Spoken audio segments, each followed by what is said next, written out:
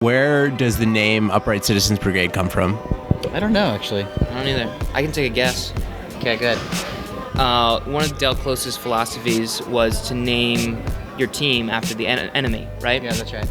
And so, to me, the Upright Citizens Brigade sounds like the opposite of what... moral, right-wing organization. So, yeah. So, you're probably right. Upright Citizens Brigade is the epitome of like what we don't want, what we consider the enemy. Your name of the team is Stepfathers. Yeah, And they're the enemy. Yeah. The UCB is, at this point, I think, sort of looked at as like an icon of comedy in America. Why do you think that is? I feel like the UCB is successful because they are very funny. Like, we can talk all about the hippie philosophy, which is appealing, but funny people on the stage brings more funny people.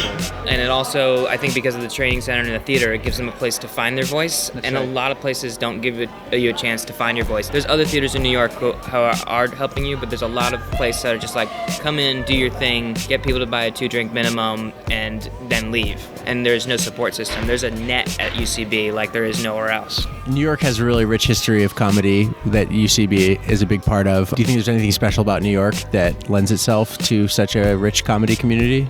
New York's the funniest city because New York forces people to interact with each other more than any city. Densely packed, hugely populated.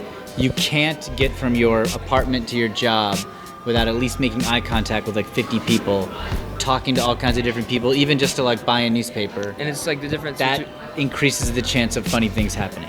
like in LA, well, it's a dense city, or any other city is a dense city. New York is such a diverse city, right? You can move from the middle of the reddest state in the country and you'll be here and see 2 dudes making out within 4 days. It's a hard place to live. I'm stating the stupidest, most obvious thing in the world, but it's a very hard place to live, so you have to become part of the real world. You can't seclude yourself and just be like in a bubble someplace. You have to get a job and pay an outrageous amount of rent.